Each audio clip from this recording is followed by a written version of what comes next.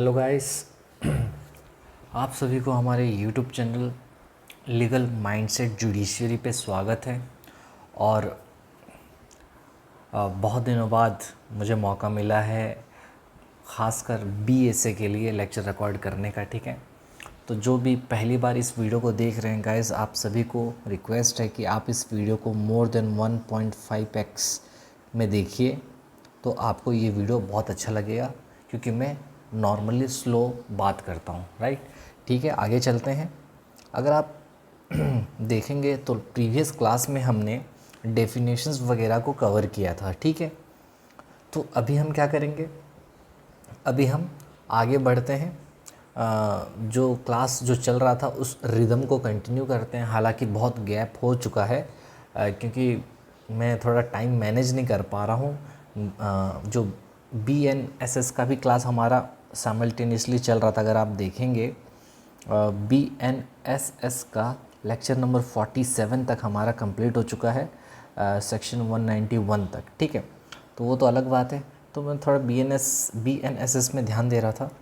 अभी BSA का भी ट्राई मैं कर रहा हूँ कि साइमल्टेनियसली थोड़ा थोड़ा टाइम निकाल के रिकॉर्डिंग करूँ आप लोगों के लिए। तो भैया थोड़ा सा ज़रूर आप लोग का अप्रिशिएशन का ज़रूरत है मुझे। ठीक है, चलिए आगे बढ़ते हैं, क्लास को आगे बढ़ाते हैं बिना टाइम वेस्ट किए। ठीक है, चलिए अगर आप देखेंगे तो लास्ट क्लास में हमने काफ़ी टाइम बिताया था डेफिनेशंस को पढ़ने में, उसको समझने में, बहुत सारे इलस्ट्रेशंस वगैरह देखे थे। आई होप आपको समझ में आ गया होगा, और मैं उसमें वापस जाने वाला नहीं हूँ। ये स्टार्टिंग से मतलब एक नए सिरे से स्टार्ट कर रहा हूँ। BSA जो पढ़ चुके हैं वो इम्पोर्टेंट तो है ही, ठीक है, बट अब यहाँ से एक नया चैप्टर स्टार्ट है, सोचिए। ठीक है, तो अभी जो हम लोग जो टॉपिक कवर करने वाले हैं, अगर कोई न्यू स्टूडेंट्स हैं यहाँ से भी अगर देखता है तो उसको भी समझ में आएगा, ऐसा कोई इसमें कुछ अलग चीज़ है ही नहीं। ठीक है, ओके, तो आइए आज का टॉपिक जो है वो है रेलिवेंसी ऑफ फैक्ट्स। क्या है? रेलिवेंसी ऑफ फैक्ट्स, जो कि भारतीय साक्ष्य अधिनियम में चैप्टर 2 है। ये चैप्टर 2 है भारतीय साक्ष्य अधिनियम का, रेलिवेंसी ऑफ फैक्ट्स। और इसमें सेक्शन कहाँ से कहाँ तक दिए गए हैं? सेक्शन 3 से लेके सेक्शन 50 तक दिए गए हैं। ठीक है, देखिए मैं आपको बता दूं, देखिए मेरी बात समझिए। जो क्लास कर चुके हैं मेरे साथ साथ उनको पता होगा कि मैं किस तरीके से पढ़ाता हूँ। ठीक है, मुझे को थोड़ा आप वक्त दीजिएगा समझाने में। मैं थोड़ा सा टाइम लेता हूँ समझाने के लिए, लेकिन आपको सारा चीज़ 100% समझ में आएगा, कुछ रहेगा नहीं डाउट। मैं आपको इनफैक्ट रटवा भी दूंगा, मैं इतना गारंटी दे रहा हूँ। ठीक है, बस आप थोड़ा मुझ पे विश्वास रखिएगा। ठीक है, थोड़ा सा टाइम दीजिएगा क्योंकि कोई कोई चीज़ स्टार्टिंग में समझ नहीं आता, जैसे धीरे धीरे टाइम थोड़ा बीतता है फिर वो समझ में आने लगता है। समझ में आ रहा है? तो थोड़ा मुझ पे भरोसा रखिएगा, क्योंकि इंडियन एविडेंस एक्ट थोड़ा सा माना जाता है, थोड़ा टेक्निकल चीज़ है। ठीक है, जो अपना BSA हो चुका है थोड़ा सा टेक्निकल माना जाता है, तो हो सकता है कि आपको थोड़ा सा समझ में ना आए, बट मैं इतना आपको गारंटी दे रहा हूँ कि आपको समझ में सारा कुछ आएगा। ठीक है, तो चलिए आगे बढ़ते हैं। देखिए हम एक्चुअली पढ़ रहे हैं रेलिवेंसी ऑफ फैक्ट्स। ठीक है, इसका मतलब क्या है? रेलिवेंसी और फैक्ट्स क्या मतलब है, तो पहले समझते हैं। चैप्टर का नाम है, चैप्टर नंबर 2, चैप्टर का नाम है रेलिवेंसी ऑफ फैक्ट्स। ठीक है, फैक्ट्स का रेलिवेंसी, और सेक्शन है 3 से लेके 50 तक। सेक्शन 3 से सेक्शन 50 तक तुम्हारा दिया गया है रेलिवेंसी ऑफ फैक्ट्स के बारे में। ये थोड़ा 3 ठीक से नहीं दिख रहा है, इसको ठीक कर देता हूँ मैं। ठीक है, ओके, तो सबसे पहले रेलिवेंसी ऑफ फैक्ट्स का मतलब क्या है वो समझते हैं। समझिए, अब आपको मालूम था, मैं आपको ऑलरेडी बता चुका हूँ फैक्ट मतलब क्या होता है। फैक्ट का मतलब क्या बताया था आपको कि भैया दुनिया में जितनी भी चीज़ें हैं सभी फैक्ट हैं। सारी चीज़ें क्या है? फैक्ट है, दुनिया की सारी चीज़ें। ओके, फैक्ट है, एनीथिंग, फैक्ट मीन्स एनीथिंग। ठीक है, बताया था आपको, कोई सभी चीज़ को फैक्ट बोल सकते हैं। ठीक है, ओके, अब बोल रहा है कि अब जो फैक्ट है उसका रेलिवेंसी के बारे में बात कर रहा है। कोई भी चीज़ हो सकता है ये, और उसके रिलेवेंसी के बारे में बात करता है। भैया रेलिवेंसी मतलब क्या? आइए समझाता हूँ। देखिए मैं अभी बिल्कुल मैं अंदर नहीं एंट्री मार रहा हूँ, मैं आपको बस वर्ड का मीनिंग समझाने का कोशिश कर रहा हूँ, उसके बाद हम लोग समझेंगे। देखिए मुझे बस एक मुझे एक चीज़ बताइए, रेलिवेंसी वर्ड निकला है रेलिवेंट से, किससे निकला है? रेलिवेंट से। जो इंग्लिश मीडियम से पढ़े हैं बच्चे उनको तो रेलिवेंट का मतलब अच्छे से पता होगा।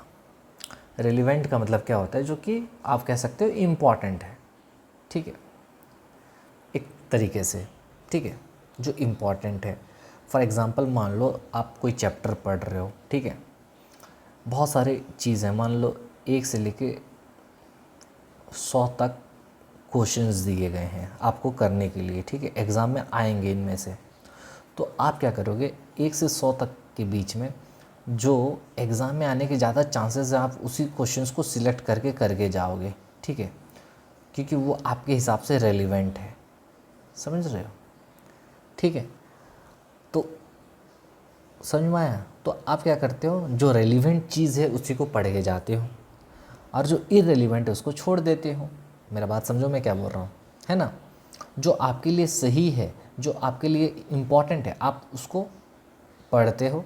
और हमारी ज़िंदगी में भी ऐसे ही होता है, जो हमारे काम के जो चीज़ रहते हैं, ठीक है, हम उसको एक्सेप्ट करते हैं, जो हमारे काम की चीज़ नहीं है हम उसको रिजेक्ट कर देते हैं। तो जो काम का चीज़ है हम उसको रेलिवेंट मानते हैं और उसको एक्सेप्ट करते हैं। वो कुछ भी हो सकता है, आपके दोस्त हो सकते हैं, मान लो आपके दोस्त लोग जो लगता है कि आपके साथ टाइम पास करते हैं, मतलब time pass in the sense कि भाई दोस्त नहीं है यार, मतलब बहुत ही नेगेटिविटी आ रहा है, तो चलो हटाओ, दूर रहो उनसे, क्योंकि आपके लाइफ में वो रेलिवेंट है ही नहीं, समझ रहे हो? हमेशा नेगेटिव बात करेंगे, बहुत सारा चीज़ बैक स्टेबिंग करेंगे, तो आप क्या करोगे, उनको अपने लाइफ से दूर रख लोगे। क्यों? क्योंकि वो चीज़ आपके लिए रेलिवेंट नहीं है, वो इररेलिवेंट है, ठीक है। लेकिन मान लो कोई दोस्त है जो जुडिशरी का प्रिपरेशन कर रहा है आपके लिए, मतलब अपने लिए, तो आपको लगता है भाई ये तो सही इंसान है, मेरे साथ इसका माइंडसेट मैच कर रहा है, तो ये मेरे लिए बहुत ही रेलिवेंट हो गया, इसके साथ रहूँगा तो कुछ सीखने को मिलेगा, ठीक है, समझे कि नहीं? अब इस एग्ज़ाम्पल को ज़्यादा सीरियस मत लेना, मैं एग्ज़ाम्पल के लिए बता रहा हूँ। तो रेलिवेंट मतलब क्या? जो चीज़ आपके लिए इम्पॉर्टेंट है, और इररिलेवेंट मतलब जो चीज़ आपके लिए इम्पॉर्टेंट नहीं है, सीधा सा मतलब है, ठीक है। इसमें कोई सा रॉकेट साइंस है ही नहीं। तो अब ये क्या बोल रहा है कि भैया ऐसा कोई फैक्ट्स, मतलब ऐसा कोई फैक्ट है जो फैक्ट रेलिवेंट होना चाहिए। ओह माय गॉड, अब रेलिवेंट फैक्ट क्यों होगा? फैक्ट मतलब कोई सा भी चीज़, दुनिया में जो भी चीज़ है वो फैक्ट है, और रेलिवेंट मतलब वो इम्पॉर्टेंट होना चाहिए, मतलब उससे रिलेटेड होना चाहिए, काम का होना चाहिए। मतलब रिलेवेंट मतलब काम का, सीधा सा अपने वर्ड में बोलूँ तो काम का चीज़ होना चाहिए, यार अपने काम का होना चाहिए, अपने काम का होना चाहिए। इतना मैं स्ट्रेस क्यों दे रहा हूँ रेलिवेंसी ऑफ फैक्ट्स में, को समझिए। आप सोचिए, आप हैं एक, आप जज बन जाते हैं, ठीक है। देखिए मैं बिल्कुल एंट्री नहीं मार रहा हूँ, ये सब बैकग्राउंड तैयार कर रहा हूँ, आपको सारा चीज़ समझ में आने लगे। आप हो जज, ठीक है, आप जज बन गए। जज बनने के बाद आपके सामने एक केस आया, ठीक है। जब केस आपके सामने आएगा जज बनने के बाद, तो एक केस को सॉल्व करने के लिए आपके पास बहुत सारे एविडेंसेस होंगे, ठीक है। आपके सामने एविडेंसेस बहुत सारे आएंगे। ये एविडेंसेस कौन देंगे? ये एविडेंसेस दोनों दे सकते हैं, या फिर प्रोसिक्यूशन देगा या फिर डिफेंस देगा, ये भी अपना सबूत देगा, ये भी आपका सबूत देगा। वैसे अगर देखा जाए तो एक केस में तो एविडेंसेस तो बहुत सारे निकल के आ सकते हैं, 1000 से ज़्यादा निकल के आ सकते हैं, लाखों बहुत सारे, मतलब अनगिनत एविडेंस आ सकते हैं, समझ रहे हो मेरा बात? अगर एक केस, अगर मान लो कोई मर्डर होता है, ठीक है, मान लो ए ने बी का मर्डर किया। अब ए जब बी का मर्डर किया तो उस चीज़ को लेके, मर्डर को लेके बहुत सारे बातें सामने निकल के आ सकते हैं, जिसको हम फैक्ट बोलते हैं। फैक्ट मतलब कोई सा भी चीज़, कोई सा भी बात, कोई सा भी इम्पॉर्टेंट, मतलब कोई सा भी चीज़, इम्पॉर्टेंट हो या ना हो अलग बात है, ठीक है।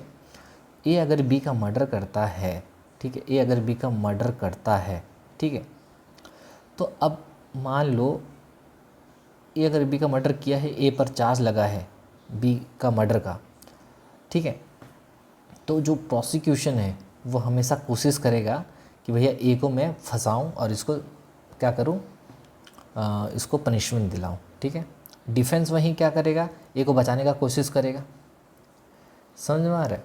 तो यहाँ पर ए पी भी अपना, मतलब प्रोसिक्यूशन भी अपना एविडेंस देगा, डिफेंस वाला भी अपना एविडेंस देगा। लेकिन भाई एविडेंस जो देगा, एविडेंस तो बहुत सारे निकल सकते हैं। अब उन एविडेंसेस को क्या करना, चुनना बहुत इंपॉर्टेंट होता है, समझे कि नहीं, क्योंकि एविडेंस इतने सारे हैं भाई, एक केस में तो बहुत सारा चीज़ आ सकता है सामने। तो लेकिन हम लोग जब उसको सिलेक्ट नहीं करेंगे, ठीक है, चुनेंगे नहीं कि कौन सा चीज़ काम का एविडेंस है, कौन सा चीज़ काम का नहीं है, तो जज तो जो है बेचारा वो तो पागल हो जाएगा, बोलेगा अरे भाई ये क्या क्या बात बोल रहे हो तुम, ये बोलेगा भैया कैसे रेलिवेंट नहीं है, ये केस के लिए बहुत रेलिवेंट है, समझ में आ रहा है। तो इसीलिए क्योंकि एक केस में बहुत सारे फैक्ट्स निकल के आ सकते हैं जो कि एविडेंस की तरह काम कर सकते हैं। अब उन एविडेंसेस को लिमिट करने का ज़रूरत था कि नहीं, बताओ, लिमिट करने का ज़रूरत है कि नहीं, क्योंकि एक इंसान तो 1000 एविडेंस दे देगा निकाल के कहीं से, वो बोलेगा चलो मैं तुमको 2000 एविडेंस दे देता हूँ, तो ऐसा में थोड़ी चलेगा भाई। तो इस तरीके से तो अब हुआ क्या, अब क्योंकि एक केस में बहुत सारे बातें निकल के सामने आ सकते हैं जो कि केस के लिए बहुत ही रेलिवेंट है, एविडेंस देने के लिए रेलिवेंट है। तो इंडियन एविडेंस एक्ट में क्या किया गया, पहले जो हुआ करता था उसमें जो एविडेंस, जो फैक्ट को हम एज एविडेंस की तरह दे सकते हैं, मेरा बात समझो, जो भी फैक्ट मतलब कोई सा भी बात, कोई सा भी चीज़, तो जो भी चीज़ को हम लोग एज अ एविडेंस कोर्ट में दे सकते हैं, उन फैक्ट को बोला गया रेलिवेंट, उन फैक्ट को क्या बोला गया रेलिवेंट फैक्ट। मतलब इंडियन एविडेंस क्या किया, एक लिस्ट तैयार कर दिया, क्या किया, एक लिस्ट तैयार कर दिया, भैया देखो ये सब फैक्ट, ये सब अगर चीज़ आएगा तो हम उसको रेलिवेंट मानेंगे, मतलब ये चीज़ अगर आ गया तो हम उसको रेलिवेंट मानेंगे, रेलिवेंट मतलब उस केस के लिए इंपॉर्टेंट मानेंगे और उससे रिलेटेड आप एविडेंस दे सकते हो। अगर इस चीज़ के बाहर अगर आप कुछ भी चीज़ कोर्ट में दिए एज एविडेंस तो हम उसको एक्सेप्ट नहीं करेंगे। क्यों नहीं करेंगे, अरे भाई एक केस में 1000 एविडेंस निकल के आ सकता है ना, तो क्या कि जो जज होगा क्या सारा चीज़ देखेगा अपना, उसका दिमाग ख़राब नहीं हो जाएगा, खुद सोचो, मेरा बात समझो। तो इंडियन एविडेंस एक्ट में क्या हुआ कि बहुत सारे एविडेंसेस को, बहुत सारे फैक्ट्स को एक कैटेगराइज कर दिया गया, भैया देखो ये इतने ही एविडेंसेस, इतने ही फैक्ट्स से रिलेटेड जो बातें होंगे हम उसको एज एविडेंस ले सकते हैं, इससे बाहर अगर कोई बात निकल के आया तो हम एज एविडेंस नहीं लेंगे, समझे। अच्छा ओके, मतलब क्या, अभी तक क्या समझ में आया, मतलब क्या सर, मतलब ये कि एक केस में बहुत सारा क्या हो सकता है, फैक्ट्स हो सकता है। अब उस फैक्ट्स को लिमिट करने का तो ज़रूरत है कि नहीं, मतलब कन्फाइन करने का ज़रूरत है कि नहीं, कन्फाइन करना, हाँ उसको लिमिट करने का ज़रूरत है। क्योंकि अगर अब लिमिट करने का ज़रूरत इसीलिए है क्योंकि जज सारे फैक्ट्स को चेक नहीं कर सकता, सारा फैक्ट्स को चेक नहीं कर सकता, समझेंगे नहीं, वरना क्या होगा, टाइम वेस्ट हो जाएगा अगर सारे फैक्ट्स को अगर चेक करने गए तो, समझ में आया। तो इसीलिए जो इंडियन एविडेंस एक्ट पहले जो था वहाँ पर एक लिस्ट दे दिया गया है, ठीक है, और अभी जो BSA हो गया उसमें भी एक लिस्ट दे दिया गया है जिसमें अलग अलग बातें लिखी गई हैं जिसको हम लोग फैक्ट्स बोलते हैं। और वो फैक्ट्स जो है उसको रेलिवेंट फैक्ट्स बताया गया है। ओ माय गॉड, क्या बताया गया, रेलिवेंट फैक्ट्स, मतलब ये वो बातें हैं जो कि केस के लिए इम्पॉर्टेंट हैं, जो केस के लिए इम्पॉर्टेंट है। और अगर ये बातें केस से मिल जाते हैं तो आप इसका सबूत दे सकते हो केस में, मतलब कोर्ट में। मतलब सर अगर मान लो आपको कोर्ट में किसी केस पर, मान लो कोई सा केस चल रहा है, ठीक है, क्या A ने B का कत्ल किया, मर्डर किया, ठीक है, क्या A ने B को मारा, क्या मर्डर किया क्या। अब A B को मारा है या नहीं मारा है इसके लिए बहुत सारे एविडेंसेस सामने आ सकते हैं, ठीक है। फॉर एग्ज़ाम्पल A जो गन से मारा, A जो गन से मारा, वो गन एक जो भी गन से मारा या फिर किसी भी चीज़ से मारा उस पर एक फिंगरप्रिंट का निशान था, वगैरह वगैरह, ठीक है। जब मारा A और B साथ में ही थे उस समय, बहुत सारे चीज़ें निकल के आ सकते हैं। लेकिन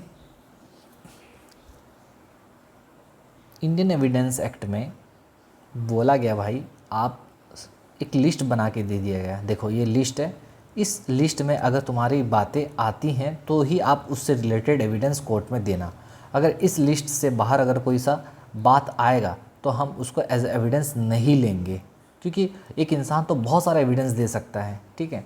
तो उसी को बोला गया हम वही बात को, वही फैक्ट को एज एविडेंस मानेंगे जो इस केस के लिए रेलिवेंट होगा, और उसको बोला गया रेलिवेंट फैक्ट। मतलब रेलिवेंट फैक्ट मतलब वो फैक्ट हुआ जो कोर्ट में आप एविडेंस दे सकते हो, समझे। आई होप आपको समझ में आ गया होगा, ठीक है। ये था बैकग्राउंड तैयार करने के लिए, ठीक है। तो एक केस में बहुत सारी चीज़ें सामने आ सकते हैं, बहुत सारे फैक्ट सामने आ सकते हैं, तो उस फैक्ट्स को क्या करने का ज़रूरत था, लिमिट करने का ज़रूरत था, ठीक है ना। तो इसीलिए रेलिवेंसी ऑफ फैक्ट्स लाया गया। क्या लाएगा, रेलिवेंसी ऑफ फैक्ट्स, मतलब वो सारे फैक्ट्स जो कि एक केस के लिए रेलिवेंट हो सकते हैं। और एक बार अगर फैक्ट रेलिवेंट हो गया, मतलब क्या है, अगर मान लो कोई फैक्ट जो कि लिस्ट जिसका दे दिया गया है, हाँ लिस्ट दे दिया गया है, और ये लिस्ट है तुम्हारा 4 से लेकर 50 तक, एक लिस्ट है, एक फैक्ट का लिस्ट है।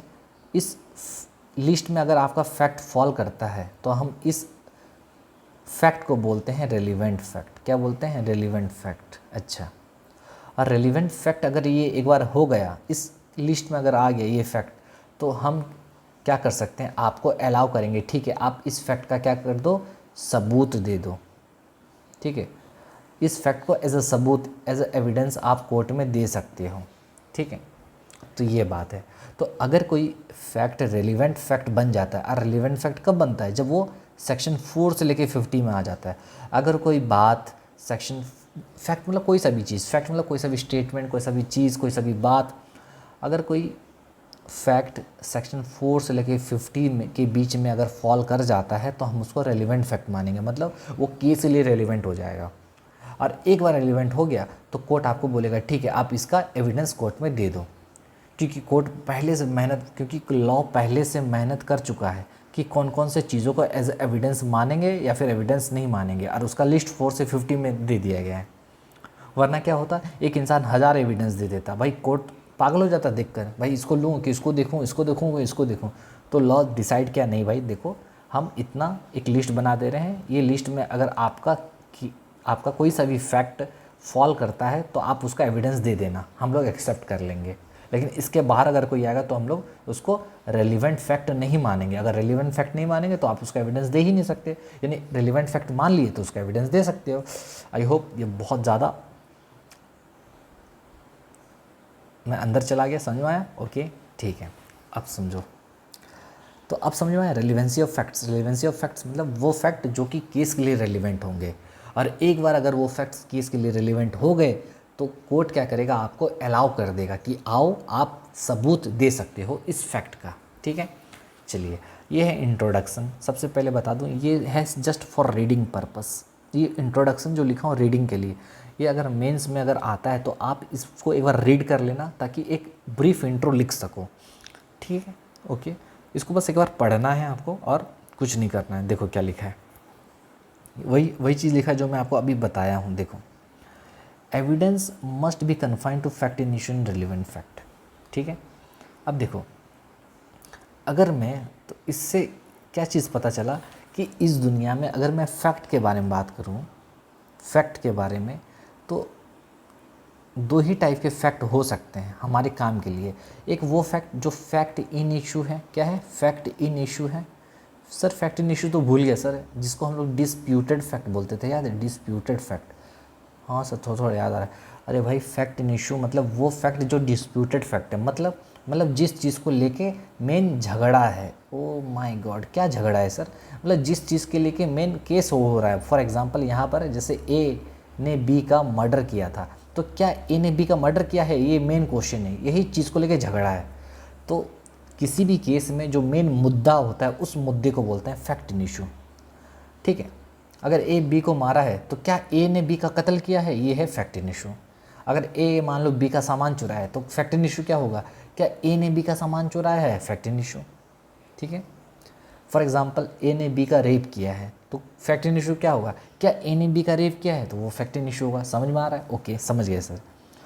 तो फैक्ट 2 टाइप का हो सकते हैं हमारे अभी अंडरस्टैंडिंग के लिए। एक फैक्ट इन इशू जो मेन मुद्दा है केस का, जिसको लेके झगड़ा, मतलब जो मेन केस में जो मेन क्वेश्चन है, जो मेन इशू है। एक होता है relevant fact. Oh my God, relevant fact मतलब सर अभी बताया था, वो फैक्ट जो केस के लिए इम्पॉर्टेंट है। मतलब अगर केस के लिए इम्पॉर्टेंट नहीं है तब तो इररिलेवेंट फैक्ट हो जाएंगे ना, समझो। वो फैक्ट जो केस के लिए रेलिवेंट है, अगर केस के लिए रेलिवेंट होगा तो आप इसके लिए क्या दे सकते हो, एविडेंस दे सकते हो। ओ माय गॉड, समझे। अगर कोई फैक्ट रेलिवेंट फैक्ट बन जाता है, और ये बनेगा कैसे, अभी बताया था। इंडियन एविडेंस एक्ट जो हुआ करता था और अभी बीएसए हुआ करता है, ये लिस्ट दे दिया गया है कि इस चीज़ को हम लोग रेलिवेंट फैक्ट मानेंगे। बस आपको रट लेना है और एक बार याद कर लेना है तो वो रेलिवेंट फैक्ट बन जाएगा। जैसे ही बनेगा तो आप उसको लेकर कोर्ट में सबूत दे देना और कोर्ट अलाउ कर लेगा, कोर्ट बोलेगा ठीक है आप एविडेंस दे सकते हो, ख़त्म। तो फैक्ट को हम लोग दो कैटेगरी में बांट सकते हैं। एक ऐसा फैक्ट जो कि फैक्ट इन इशू है, जिसको लेके झगड़ा है, और ऐसा फैक्ट जो कि रेलिवेंट फैक्ट है, मतलब जो केस के लिए रेलिवेंट है, जो केस के लिए इंपॉर्टेंट फैक्ट है। अगर केस के लिए इंपॉर्टेंट फैक्ट है मतलब आप उसका एविडेंस दे सकते हो, और केस के लिए रेलिवेंट फैक्ट नहीं है, इररिलेवेंट है, तो आप उसका एविडेंस नहीं दे सकते हो, सीधा सा मतलब है। ओके, और इससे इजी भाई और मैं नहीं जा सकता, ठीक है, समझ में आया। अब समझो, इसका हेडिंग पढ़ो, evidence must be confined to fact in issue और relevant fact. Oh my god, समझे। तो हम लोग जितने भी एविडेंस देंगे तो हम एविडेंस कोशिश करेंगे किससे रिलेटेड देने का, या फिर फैक्ट इन इशू या फिर रेलिवेंट फैक्ट, समझे कि नहीं। तो जितने भी एविडेंस देंगे भाई ये दो ही चीज़ से रिलेटेड होना चाहिए, रेलिवेंट फैक्ट से रिलेटेड या फिर फैक्ट इन इशू से रिलेटेड। सर रेलिवेंट फैक्ट क्या होता है, जो फैक्ट केस के लिए इम्पॉर्टेंट है, और वो कौन सा फैक्ट है यहाँ पर बता दिया गया है सेक्शन 4 से लेके 50 तक, ठीक है, बताऊँ आगे, ठीक है, आगे बढ़ते हैं, ठीक है। चलो अब इसको एक बार पढ़ो क्या लिखा है, देखो। The primary function of the court is to ascertain the facts and circumstances of the case in order to determine the rights and liabilities of the parties। ठीक है, आपको पता है कि किसी भी कोर्ट का जो मेन फंक्शन होता है वो क्या होता है कि भैया किसी भी, मान लो एक कोर्ट में केस चल रहा है, एक केस चल रहा है, तो उस केस को का जो फैक्ट्स और सर्कमस्टांसेस है उसको एसर्टेन करने के लिए, ठीक है, सबसे पहले इम्पॉर्टेंट उसको, अगर मान लो एक केस में दो पार्टीज़ होते हैं, पता है आपको, एक केस में दो पार्टीज़ हैं, उस दो पार्टीज़ के बीच लड़ाई है किसी चीज़ को लेके, राइट्स और लायबिलिटीज़ को लेके। एक चीज़ बोल रहा है ये मेरा है, दूसरा बोल रहा है नहीं ये मेरा है, तो राइट्स और लायबिलिटीज़ को लेकर लड़ाई है। तो उसको अगर हमको क्या करना है एज अ कोर्ट, अगर हमको उसको ठीक करना है, डिसाइड करना है किसी पार्टी के राइट्स और लायबिलिटीज़ को, तो हमको उसके केस के फैक्ट्स एंड सर्कमस्टांसेस को तो देखना ही पड़ेगा ना। बिना देखे हम लोग क्या कुछ डिसाइड कर सकते हैं क्या, नहीं कर सकते। वही चीज़ बोल रहा है, अगर मान लो कोई केस चल रहा है, केस को अगर आपको सॉल्व करना है तो केस के फैक्ट्स एंड सर्कमस्टांसेस को आपको तो चेक करना ही पड़ेगा, तभी तो आप एक नतीजे पर पहुंच पाओगे, ठीक है। दूसरा, therefore it is important that the courts will consider certain facts in order to find out the truth of controversy before it. अब देखो, इसलिए कोर्ट अगर, क्योंकि कोर्ट को केस सॉल्व करना है, और कोर्ट को क्योंकि केस सॉल्व करना है तो कोर्ट के सामने बहुत सारे फैक्ट्स आ सकते हैं जिसको कोर्ट कंसीडर कर सकता है। क्यों, ये जानने के लिए कि जो केस है उसका मेन सच्चाई क्या है, ठीक है, जो कंट्रोवर्सी है, जो मेन इशू है, उसका सच्चाई जानने के लिए कोर्ट क्या कर सकता है, कुछ फैक्ट्स को कंसीडर कर सकता है, ठीक है। और क्योंकि अगर फैक्ट्स अगर बहुत ज़्यादा हो गए, there can be large number of facts तो बहुत सारे हो सकते हैं, लार्ज नंबर ऑफ फैक्ट्स हो सकते हैं, ठीक है। In any controversy before the court, किसी भी केस में कंट्रोवर्सी बिफोर द कोर्ट मतलब किसी भी केस में जो फैक्ट्स जो होंगे वो तो बहुत सारे हो सकते हैं ना भाई। And it is not possible for the court to take into account all those facts. और कोर्ट के लिए पॉसिबल नहीं है ना कि सारे फैक्ट्स को वो चेक कर ले, मतलब सारे फैक्ट्स को ले ले एज एविडेंस, ऐसा ज़रूरी नहीं है, मतलब ऐसा हो ही नहीं पाएगा ना। तो इससे होता है क्या है, अगर मान लो बहुत सारे नंबर ऑफ़ फैक्ट्स बहुत ज़्यादा हैं तो that would lead to unnecessary wastage of time. तो अगर कोर्ट हर चीज़ को देखने लग गया केस से रिलेटेड तो भाई कोर्ट के लिए तो उसका टाइम वेस्ट हो जाएगा ना। इसीलिए सभी फैक्ट्स इम्पॉर्टेंट नहीं होते हैं और कोर्ट को सिर्फ उन्हीं सारे फैक्ट्स को देखना पड़ता है जो कि इन दो चीज़ों से रिलेटेड हो। ओ माय गॉड, या फिर फैक्ट्स इन इशू से या फिर रिलेवेंट फैक्ट्स से, ख़त्म। ओहो, समझे। तो ये था इंट्रोडक्शन, एक बार बस आपको रीड कर लेना है। इसमें वही बस लिखा है कि कोर्ट का जो मेन काम होता है पार्टीज़ के राइट्स एंड एबिलिटीज़ को डिसाइड करना और उसके लिए उनको केस का फैक्ट्स एंड सर्कमस्टांसेस को चेक करना पड़ता है। और कोर्ट को ये सब चीज़ करने के लिए बहुत सारे फैक्ट्स को चेक करने पड़ते हैं और अगर किसी भी केस में फैक्ट्स जो होते हैं बहुत ज़्यादा हो सकते हैं तो और कोर्ट के लिए पॉसिबल नहीं है कि वो सभी चीज़ को देखे, क्योंकि इससे क्या होगा, टाइम वेस्ट होगा। ठीक है, और सारे फैक्ट्स भी इंपॉर्टेंट नहीं होते हैं, इसलिए फैक्ट्स को लिमिट करने का, कन्फाइन करने का ज़रूरत पड़ता है। ठीक है, ओके। आइए अब पढ़ते हैं सेक्शन 3। सेक्शन 3 क्या बोलता है?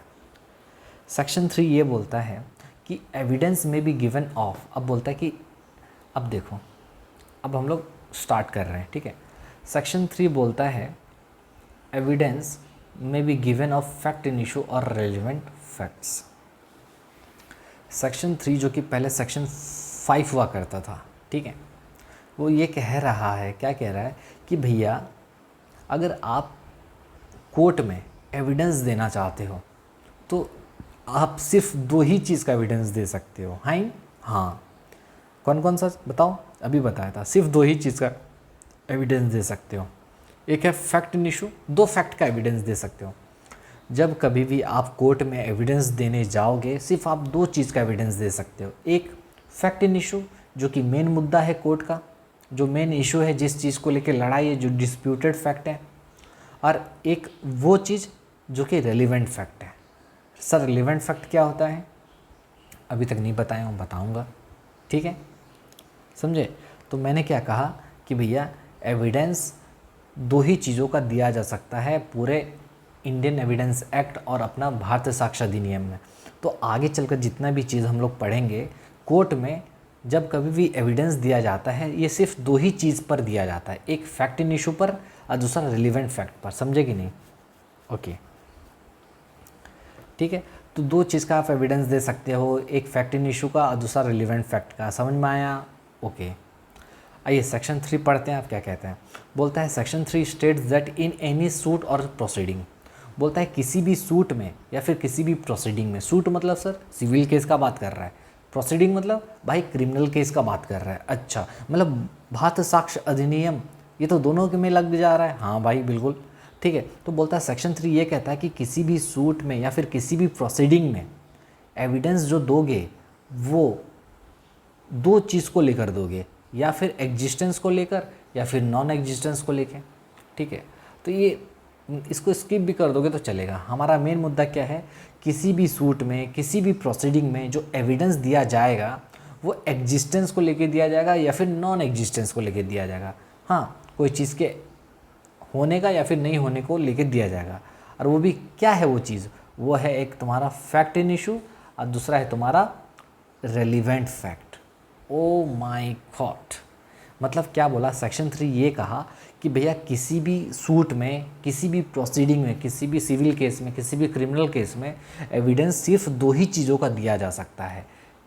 ठीक है, और वो कौन सा चीज़ है? एक है तुम्हारा फैक्ट इन इशू का, जो मेन मुद्दा है उससे रिलेटेड आप जाओ और एविडेंस दे दो। और दूसरा इसने कहा कि वो फैक्ट जो कि रेलिवेंट फैक्ट माने गए हैं। ओ माय गॉड, और रेलिवेंट फैक्ट मतलब क्या सर? मतलब other facts which are declared to be relevant under section 4 to 50 of the भारतीय साक्ष्य अधिनियम। रेलिवेंट फैक्ट मतलब क्या सर? वो फैक्ट जो कि हमारे भारतीय साक्ष्य अधिनियम में सेक्शन 4 से लेके 50 तक मेंशन है।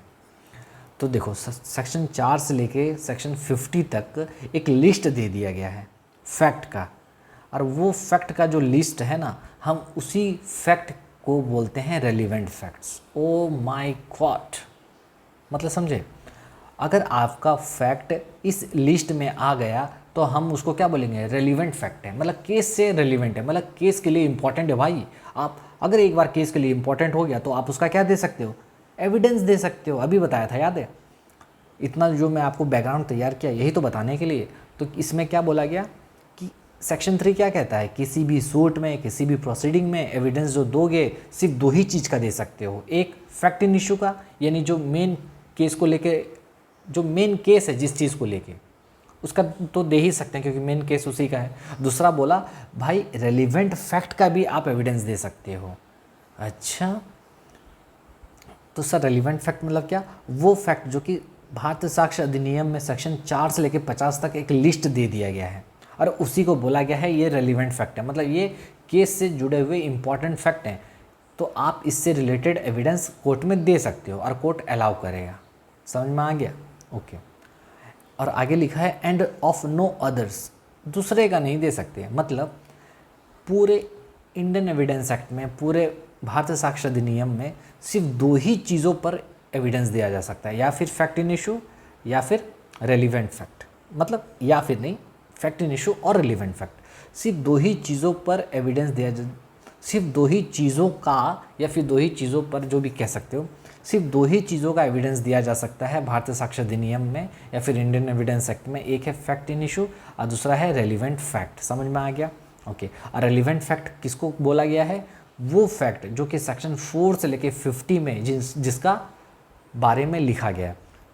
सेक्शन 4 से लेके 50 तक एक लिस्ट तैयार किया गया, उस लिस्ट में जितने भी फैक्ट के बारे में बातें किए गए हैं वो सभी को रेलिवेंट फैक्ट माना गया है। अगर वो केस से रिलेटेड, अगर वो सभी आता है फैक्ट, तो आप उससे रिलेटेड एविडेंस दे सकते हो, ठीक है।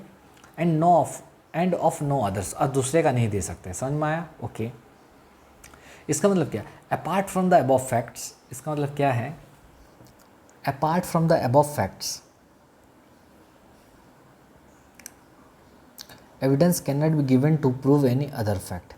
इसका मतलब ये है कि इस दो फैक्ट को छोड़ के, यानी फैक्ट इन इशू को छोड़ के और रेलिवेंट फैक्ट को छोड़ के एविडेंस किसी भी चीज़ का नहीं दिया जा सकता, किसी भी अदर फैक्ट्स का एविडेंस नहीं दिया जा सकता, even if it is essential for the ascertainment of truth. Okay, भले ही बहुत ज़रूरी क्यों ना हो सच्चाई का पता लगाने के लिए, लेकिन आप इन दो फैक्ट को छोड़ के किसी भी फैक्ट का आप एविडेंस नहीं दे सकते हो। समझ में आया? ओके।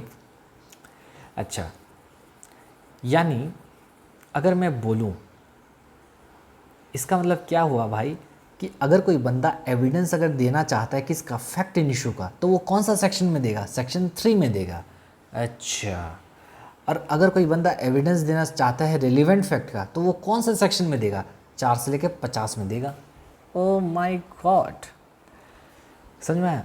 तो अगर कोई एविडेंस बंदा देता है फैक्ट इन इशू को लेकर, तो वो सेक्शन 3 में देगा, और कोई बंदा रेलिवेंट फैक्ट का एविडेंस देता है तो वो कौन सा सेक्शन में देगा, 4 से लेकर 50 में। रेलिवेंट फैक्ट कहाँ पर दिया गया है, 4 से लेकर 50 तक दिया गया है कि कौन कौन सी चीज़ को हम लोग रेलिवेंट फैक्ट मानेंगे। समझ में आया? ओके, कोई डाउट है क्या? नहीं, ठीक है। ओके सर, आगे चलते हैं। इस एक्सप्लेनेशन को बाद में देखेंगे, अभी देखिए ये लिस्ट है, मैं बोला ना 4 से लेकर 50 तक का, और ये है लिस्ट 4 से लेकर 50 तक का। ओके, क्या बोल रहा है, तो देखिए, following are the facts which are declare to be relevant under BSA। Following are the facts,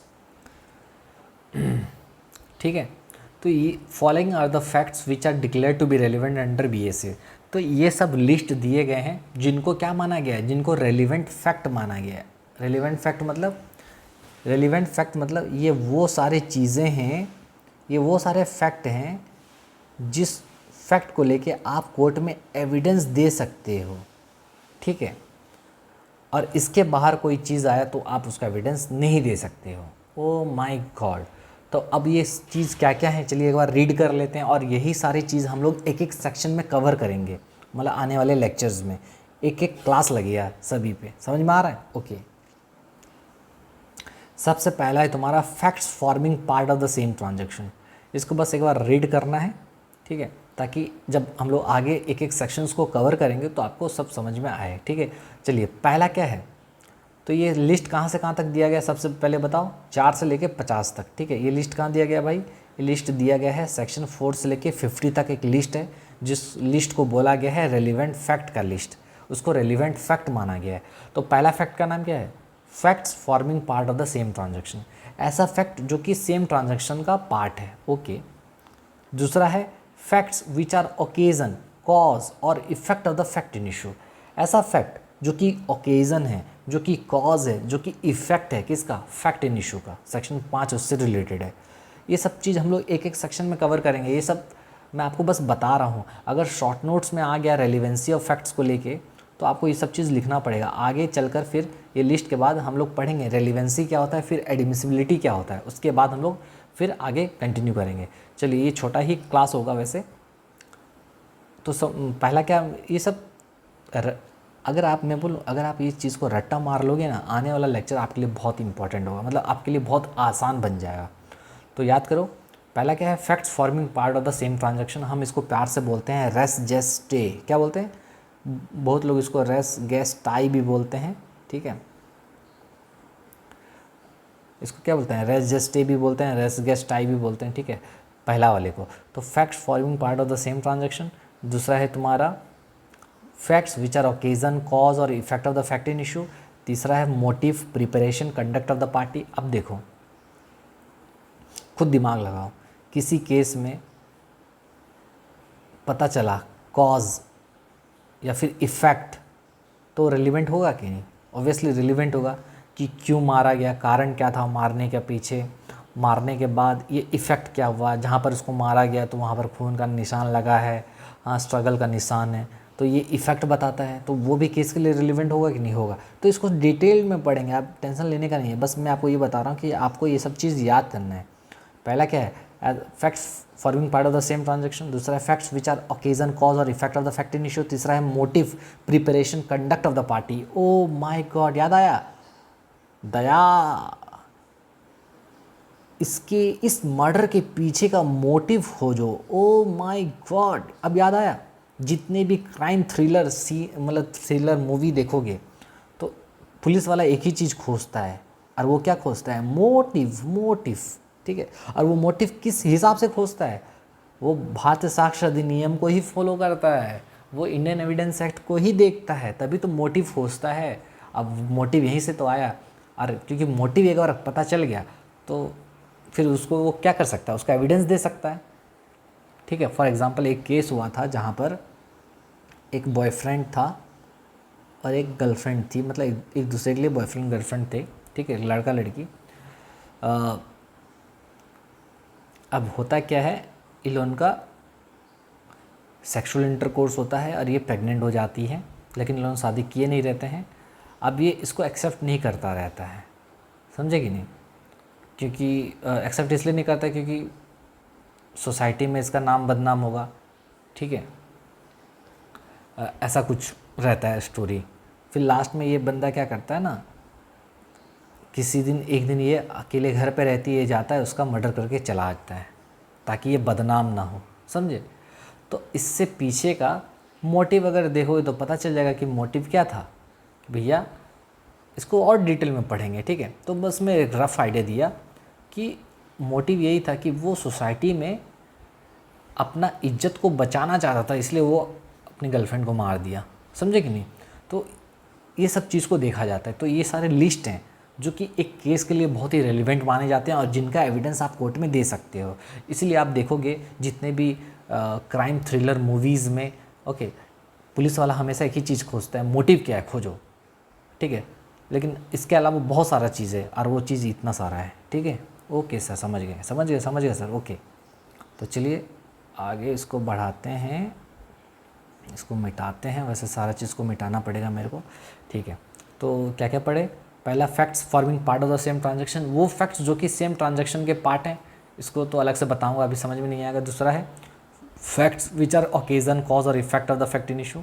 तीसरा मोटिव प्रिपरेशन, प्रिपरेशन जो किया वो भी रेलिवेंट हो जाएगा, कहीं से गन लेके आया, गन खरीदा मारने के लिए, किसी को दुकान से गन खरीदा, बहुत ही प्रिपेयर किया, वो सारा चीज़ भी रेलिवेंट हो जाएगा, उसका भी आप एविडेंस दोगे तो वो केस में रेलिवेंट हो जाएगा। अच्छा, तो जब कभी भी मैं आगे लेक्चर्स में ये बोलूँ कि ये केस के लिए रेलिवेंट है, तो आप ये समझ जाइएगा कि मैं ये कहना चाहता हूँ कि इसका एविडेंस दिया जा सकता है, समझे कि नहीं। अब हम लोग इस तरीके से बात करेंगे क्योंकि आप एविडेंस एक्ट में आप एंट्री करते जा रहे हो, तो आपका ये सब क्या होना चाहिए ना, कम्युनिकेशन में आपको मदद, आपको समझ में ये इम्प्लाइड माना जाएगा। अगर जब कभी भी मैं बोलूँ कि ये रिलेवेंट अगर हो गया, तो आप ये समझ जाना, आपको ये समझ में आना चाहिए कि सर का बोलने का ये मतलब है कि भैया अगर ये एक बार रेलिवेंट हो गया तो ये एविडेंस दिया जा सकता है, समझे कि नहीं। अगर मैं बोलूँ ये बहुत ही रेलिवेंट है, ये रेलिवेंट है, तो इसका मतलब आप समझिएगा इसका एविडेंस दे सकते हैं कोर्ट में, ठीक है। आगे चलकर मैं जब कभी भी ऐसा बोलूँ, ओके। आगे facts necessary to explain fact in issue, ऐसा कोई फैक्ट्स जो कि फैक्ट इन इशू को एक्सप्लेन करने के लिए ज़रूरत है, तो वो भी रिलेवेंट माना जाता है। थिंग्स सेड और डन बाय द कंस्पिरेटर्स, कंस्पिरेटर के द्वारा जो भी चीज़ कहा गया, बोला गया, वो भी रिलेवेंट होता है, ठीक है। ये सब चीज़ आपको याद करना है। ये सब चीज़ एक एक सेक्शन को हम लोग एक एक घंटा, दो दो घंटा, तीन तीन घंटा लगा के पढ़ेंगे, ठीक है। Okay sir. 6 नंबर है facts inconsistent with the fact in issue, ऐसा फैक्ट जो कि इनकंसिस्टेंट है फैक्ट इन इशू के साथ, okay. 7 facts helping in estimation of damages, ऐसा कोई फैक्ट जो कि डैमेजेस को एस्टिमेट करने में हेल्प करता हो। 8 नंबर ट्रांजैक्शन क्रिएटिंग राइट और कस्टम, ऐसा कोई फैक्ट जो कि राइट और कस्टम को क्रिएट करता हो। 9 fact showing state of mind और बॉडी, ऐसा कोई फैक्ट्स जो कि स्टेट ऑफ माइंड और बॉडी को बताता हो। Fact showing whether the act is intentional और एक्सीडेंटल, ऐसा कोई फैक्ट्स जो कि ये बताता हो कि जो एक्ट हुआ है वो जानबूझ के किया गया है कि एक्सीडेंटल है। फिर 11 number existence of course of business, course of business के एग्जिस्टेंस को चेक करना। 12 है admission and confession, this is very much important, ठीक है। उसके बाद है 13 statements of the person who are dead और कैन नॉट बी फाउंड, ऐसे बंदे का स्टेटमेंट जो कि मर चुके हैं या फिर जो मिल नहीं रहे हैं। Statements made under certain cases, ऐसा स्टेटमेंट अलग अलग केस में। फिर जजमेंट्स को लेकर, फिर 16 opinion of the expert in other, और लास्ट है तुम्हारा करेक्टर। तो ये सारा कैटेगरी है जिस कैटेगरी को लेके कोर्ट में सबूत दिया जा सकता है, और इन्हीं को क्या बोला जाता है, रेलिवेंट फैक्ट माना जाता है। ओ माय गॉड, तो अगर रेलिवेंट फैक्ट के बारे में क्वेश्चन आएगा तो लिख सकते हो, तो आपको बस इसको याद करना है। तो सर अभी तो ये समझ नहीं आया, अरे भाई नहीं आएगा समझ में, क्योंकि इसके लिए एक एक सेक्शन को पढ़ने के लिए 2-3 घंटे चाहिए, 2 से 3 घंटा चाहिए एक एक सेक्शन को अच्छे से पढ़ने के लिए, ठीक है, जो कि मैं आने वाला क्लास में बताऊँगा। समझ में आ रहा है? तो ये है आपका रेलिवेंसी ऑफ फैक्ट्स। तो रेलिवेंसी ऑफ फैक्ट्स मैंने अच्छे से डिस्कस कर दिया। अभी तक हमने क्या पढ़ा, आजकल क्लास छोटा ही रखते हैं, तो मैंने क्या बताया भैया, रेलिवेंसी ऑफ फैक्ट्स मतलब इस दुनिया में, इस कोर्ट में जब भी एविडेंस देने का बात आता है, ठीक है, ठीक है, इस कोर्ट में होता क्या है, चलिए अभी तक मैंने क्या बताया, कोर्ट में, कोर्ट के सामने एक केस को सॉल्व करने के लिए, केस को अगर सॉल्व करना है तो उसके सामने फैक्ट्स कितने सारे होते हैं, अनलिमिटेड फैक्ट्स होते हैं, ठीक है। लेकिन ये अनलिमिटेड फैक्ट्स को चेक करना कोर्ट का बस का बात है क्या, नहीं है। तो कोर्ट क्या करता है, कोर्ट इस फैक्ट को, अब कोर्ट क्या करता है, इस फैक्ट्स को 2 कैटेगरी में बांट दिया, ठीक है। बोला भैया एक तो वो फैक्ट है जिस चीज़ को लेके मेन मुद्दा है, ये तो आप उसको लेके सबूत तो दे ही दोगे, उसमें कुछ प्रॉब्लम नहीं है, एविडेंस इसको आप दे सकते हो। क्यों? क्योंकि क्या ए ने बी का मर्डर किया, तो उसको लेके जो मेन मुद्दा है, जो चीज़ को लेके है, आप उसका एविडेंस दे सकते हो, कोई प्रॉब्लम नहीं है। लेकिन इस चीज़ को लेके मान लो अदर फैक्ट्स जो हैं उसका भी आप एविडेंस दे सकते हो, लेकिन इसमें शर्त है, ये जो फैक्ट होना चाहिए सेक्शन 4 से लेके 50 तक के लिस्ट में फॉल करना चाहिए। अगर ये फैक्ट्स सेक्शन 4 से लेके 50 तक के लिस्ट में फॉल करता है तो हम इस फैक्ट को क्या बोलते हैं, relevant fact. Oh my God, अगर एक बार ये फैक्ट रेलिवेंट फैक्ट बन गया तो उसका एविडेंस दिया जा सकता है, ठीक है। तो कहने का मतलब क्या हुआ, इतना सारा लिखने का मतलब भैया कि इस दुनिया में सिर्फ 2 ही चीज़ का क्या दिया जा सकता है, क्या दिया जा सकता है, एविडेंस दिया जा सकता है। इस दुनिया में 2 ही फैक्ट्स का एविडेंस दिया जा सकता है, एक फैक्ट इन इशू का, ठीक है, और एक रेलिवेंट फैक्ट का, ठीक है।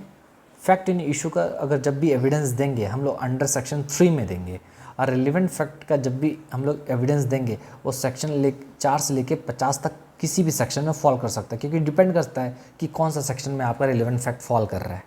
अगर ये और यही दोनों का आप क्या दे सकते हो, एविडेंस दे सकते हो कोर्ट में। इसके अलावा अगर कोई दूसरा फैक्ट आया तो आप उसका एविडेंस नहीं दे सकते।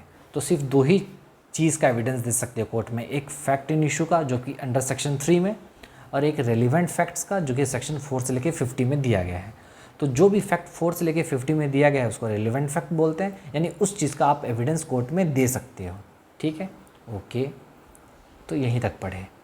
तो आपको क्या करना है, इसको अच्छे से याद करके आना है, ठीक है, और ये लिस्ट को भी याद कर लेना है ताकि आने वाले क्लास में आपको हेल्पफुल हो। ठीक है, तो इतनी आज रखते हैं, थोड़ा सा रात का भी टाइम हो गया है, और मिलते हैं नेक्स्ट क्लास में। तब तक के लिए बाय, टेक केयर। और मैं हूँ आपका दोस्त सैम, और पढ़ते रहिए। मैं बता रहा हूँ नेक्स्ट क्लास में हम पढ़ेंगे रेलिवेंसी और एडमिसिबिलिटी में क्या फ़र्क होता है। हम तो बस अभी रेलिवेंसी पढ़े ना कि कौन सा फैक्ट को रेलिवेंट बोलेंगे। अब बताओ कौन सा फैक्ट को रेलिवेंट बोलेंगे, जो सेक्शन 4 से लेके 50 तक डिस्कस है। ओके, चलो मिलते हैं नेक्स्ट क्लास में, तब तक के लिए बाय, टेक केयर। मैं हूँ आपका दोस्त सैम, और पढ़ते रहिए।